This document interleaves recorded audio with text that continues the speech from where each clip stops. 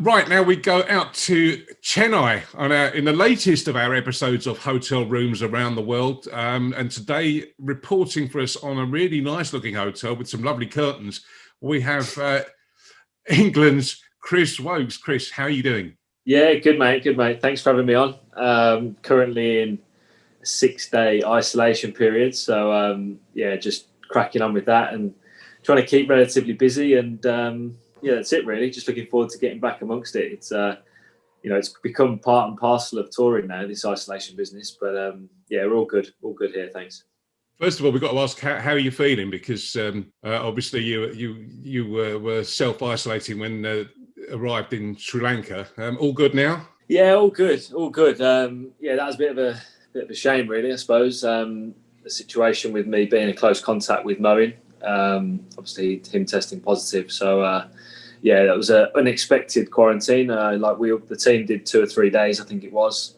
And I ended up doing about a week or so. So that was a bit annoying and a bit frustrating, but kind of get your head around it. It's the crazy times that everyone's living through at the minute. So, I'm fine. Personally, I didn't test positive and thankfully, had no symptoms or anything. So, it was good to be a part of that Sri Lanka tour finally, once I got out of my room. And obviously the boys did really well. So, it's been good. All good, thanks. Tails up ahead of... Fortunate enough to speak to Shane Watson a couple of months ago now, and he suggested that he didn't even have a key for his room when he was in isolation. Are you allowed out of your room? Yeah, no. So I do have a key because I had to get in, but other than that, I literally have not left my room, and we're not allowed to until I believe we're allowed to leave just to use like a gym facility. After day 3, if we have all our test results back negative. So that's all really. I mean, you kind of get a bit fed up with your hotel room, but everyone's in the same situation. So we've had a few Zoom sessions where we were having to keep fit with the physios and the S&Cs. So they're keeping us on our toes anyway. I saw Jimmy had a skipping rope in his room and was doing a few. Yeah, well, to be honest, we've not long finished one. About an hour ago, we had a session with skipping was part of the drill, along with some other stuff. But there's a few of us that aren't exactly great at skipping. To be honest, needs a bit of work. So what's all the thoughts ahead of it? It's a big tour of India ahead. Is it 5 tests, 4 T20s, and 3 ODIs? Obviously, tails up after Sri Lanka, but India are going to be a big prospect after their success in Australia. Yeah, no, definitely. I mean, whenever you turn up in India to play India at cricket, you expect a real tough challenge. We know how good they are. I suppose, them going to Australia and turning Australia over in their conditions is, an incredible feat. But, whenever you come to the subcontinent, it's a tricky place to tour at the best of times, let alone when they're on the form that they are. So we know it's a big task ahead of us, but everyone's excited. I think, what we showed in Sri Lanka as a squad, the depth that we've got and the way that we played in those conditions, I think, shows that we've got the game to perform in India. No offence to Sri Lanka, we know India are going to be a bit of a tougher test, but at the same time, we feel that we've got the squad and capabilities to go out there and cause an upset, hopefully, because I don't think too many really expect England to come to India and perform too well. So we're excited about the challenge ahead. Yeah, it opens the door to a lot of with this sort of squad rotation. Obviously, in this COVID environment, it does open the door to a lot of newer players. We've seen Dan Lawrence make quite a confident debut in Sri Lanka, but waiting in the wings, there's people like Ben Foakes, and as you mentioned, you could make Moeen that could be featuring in India. So, for once, England are looking good. There's a real strength in depth right across all formats, isn't there? Yeah, there is. I think, like you touched on there, the guys that, I mean, it's amazing, isn't it, how I perceive people making their debuts now, how confident the players seem to be. They come in and they just perform almost from day one. They certainly seem to have that sort of, I suppose, like hardened cricket experience behind them as young players. They come in, it's almost like they've been playing the game for 10 years already. Dan showed that in his first performance as well.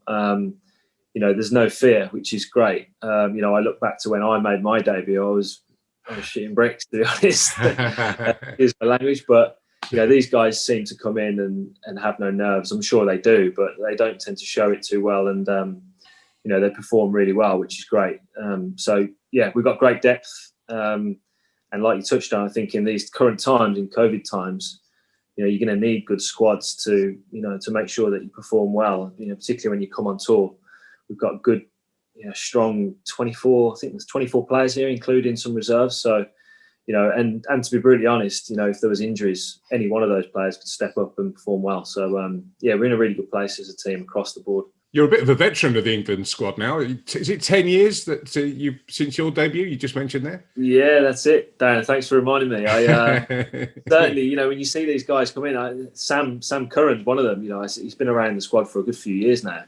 I think he's only just turned 22, and it's amazing really to think these guys that are so young come in and perform so well from the get go.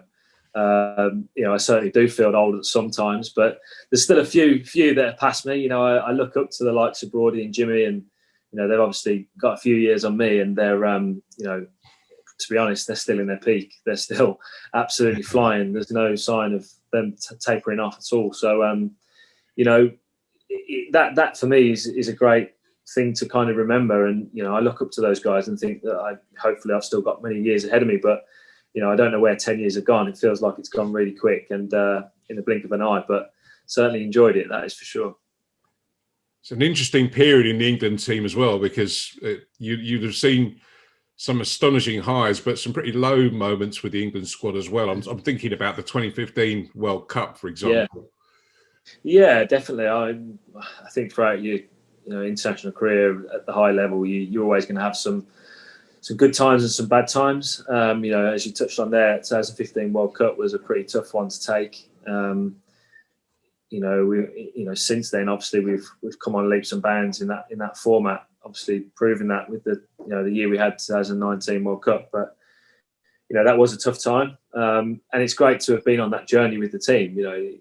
There's a lot of cliches about there that the bad times kind of make you who you are as a person and as teams and stuff, and that's certainly the case with that one-day team. It was a big change and turning point in England cricket's history, in ODI cricket, I suppose. There was change needed to happen, and thankfully I was a part of that change and have moved through those tough times into the good. So really pleasing. You do take on those challenges and thankfully come through the other side of them.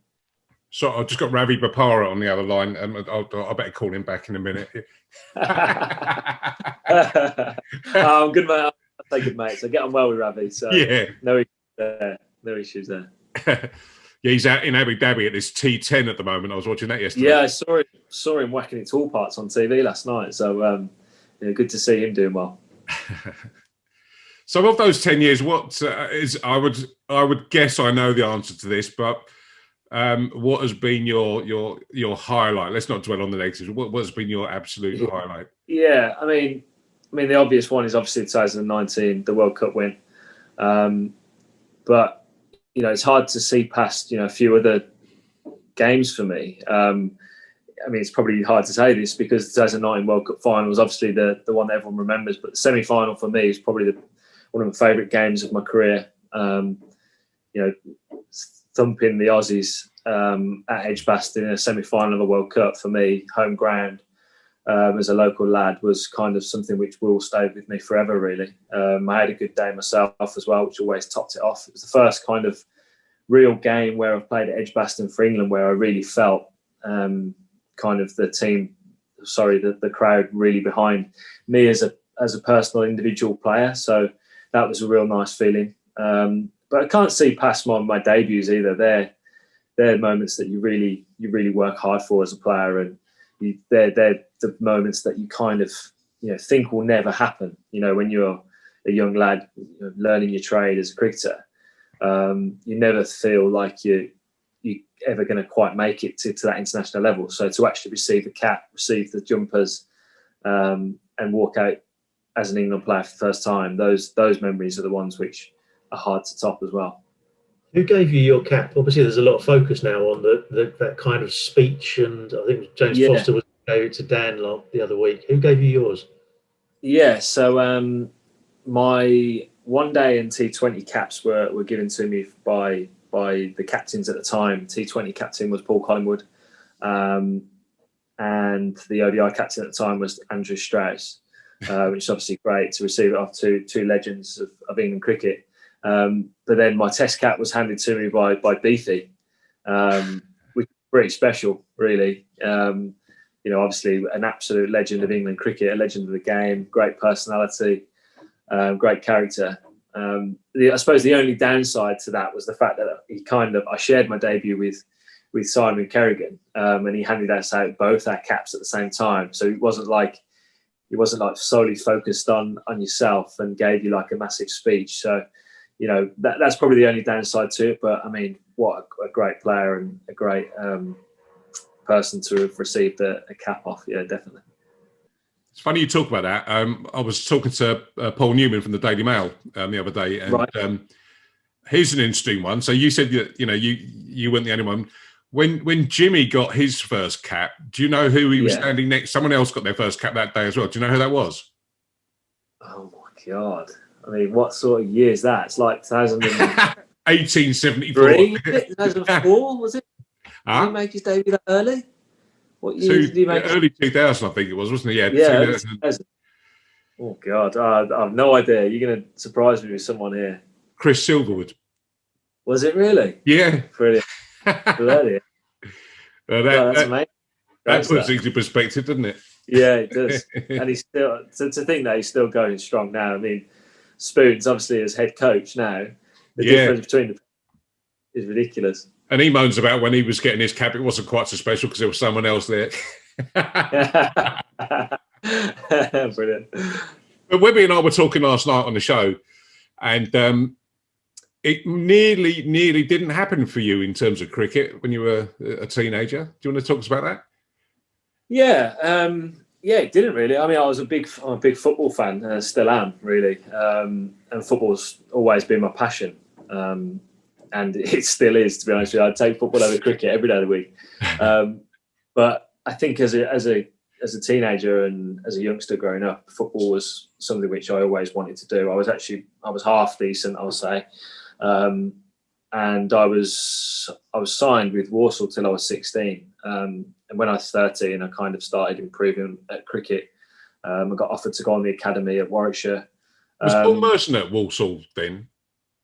No. It was after that. It was probably more towards the years of when I was about 16, 17 that Merson was there. I was trying to think of the head coach at the time. Graydon, was it? Graydon? I don't know. Anyway, I just at that age, around 13, 14, I was getting better at cricket. I was playing with older age groups with cricket, and at football, I was kind of I suppose I stagnated a little bit. I wasn't improving at the rate that I had done in previous years, and it just got to a point where I was enjoying cricket a lot more, and I realised that I had an opportunity to maybe, pursue that a little bit more and take that a little bit more seriously and throw, all my eggs into that basket rather than kind of sharing the workload. That was it really. I mean, there's part of me that kind of thinks, what would have happened with football? Would I have gone anywhere? Maybe not. Maybe I would have done. But sitting here now as a World Cup winner, I'm probably pretty certain I made the right choice. So if Villa had come knocking, would that have changed your career? Every chance, potentially, yeah. That would have been a tough one to turn down. I did go for a trial at Villa when I was like 10, and I didn't get picked up. But it was one of those that if had Villa come knocking a bit later on when I was a little bit older, maybe I'd give that a bit more of a go. That'd have been a tough one to turn down. It's not worked out too bad anyway, is it? So Yeah, no, that's what I'm thinking. I always think that to myself, and I speak to my dad about that. And my old man's like, you didn't make it too bad of a choice there. Just touch on that. My parents were great with me at the time because, you throw everything into your kids, and then took Big Dad's taxi for years, driving me to football matches, and then for me to turn around one day and say, I'm not really feeling it, and I'm keen to give cricket a bit more of a nudge. They were very good. They were just understanding and said, look, whatever you want to do, we'll back you. So I have a lot to thank them for as well. Just bringing it back to cricket a little bit. We've had a few Aussies on the show. We've had Michael Bevan was on last week. We've had Mark Waugh. We had Shane Watson that Webby just mentioned. Yeah. And we've had their perspective on the Ashes. Now, as an England man yourself, and having taken part in a few Ashes tussles, just tell us what the Ashes means to England and the players. Yeah, I mean, for an England cricketer, it's the ultimate challenge, I think, and the pinnacle of the game, to go head to head with the Aussies in the red ball format. Don't get me wrong, we have some great white ball games with them as well, but I think in the Test arena, which for me is still the pinnacle, regardless against Australia or not. Test cricket is such a great game, a great sport, and a great contest, and I think that's what an Ashes series produces. It's 5 days of a Test match across 5 Test matches across 2 months of the year.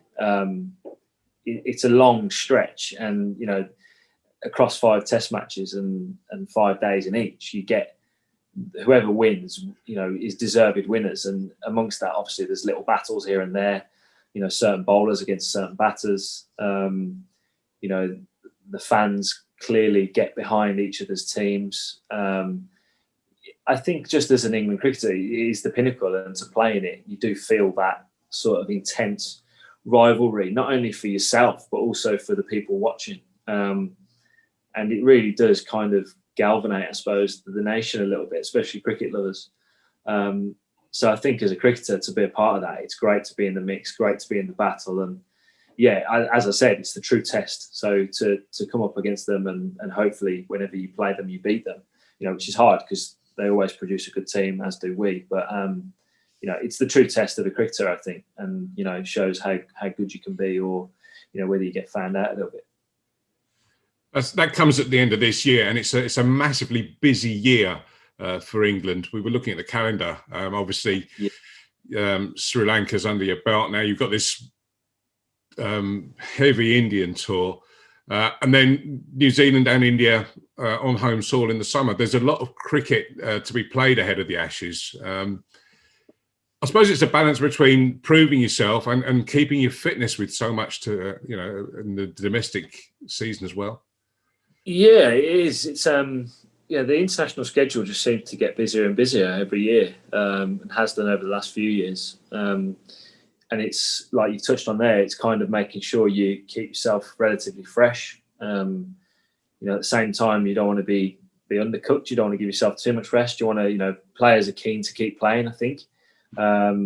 It's when you stop sometimes that makes it hard to get going again. Yeah. So, it is great to have so much cricket, but I think what's so unique about this year is that you're coming up against such quality opposition throughout the whole of the year. As you touched on, we've already had the 2 tests in Sri Lanka.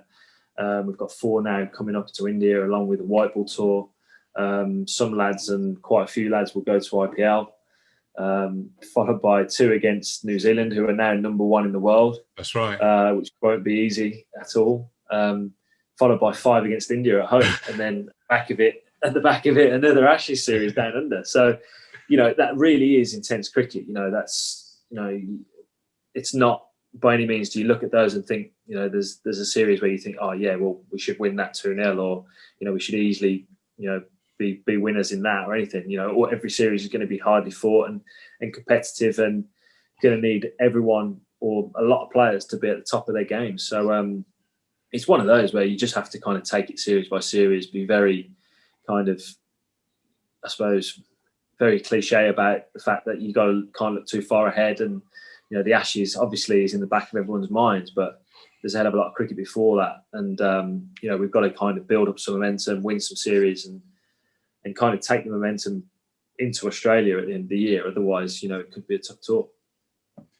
Now, I know even in non-COVID times, So a lot of, with all the touring and the schedules, there's a lot of time spent in hotels. And I've found out that in years gone by, a FIFA League has been a big part of the England camp. Is there one going on at the moment?